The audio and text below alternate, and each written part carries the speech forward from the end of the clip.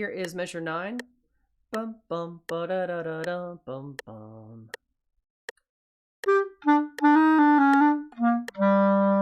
So you know most of those notes from the chromatic scale.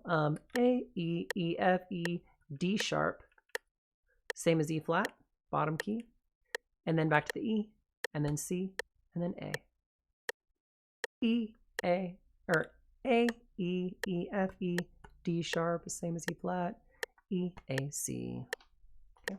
And then we've got the next measure, ba-da-da-da-da, right here, that's G sharp. G sharp is the same as it was earlier, this one. So D-ya, da-da-da, D-ya, D-ya, da-da-da, D-ya, da-da-da. G sharp, A, B, C, D. And then the next one, F, E, D, C, B.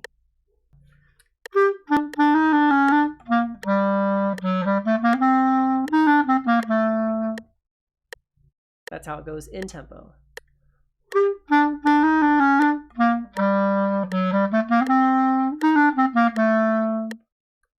All right, let me know when you've got that, and then we'll go on to the next part, which is just a different style of playing. We're up in the high register.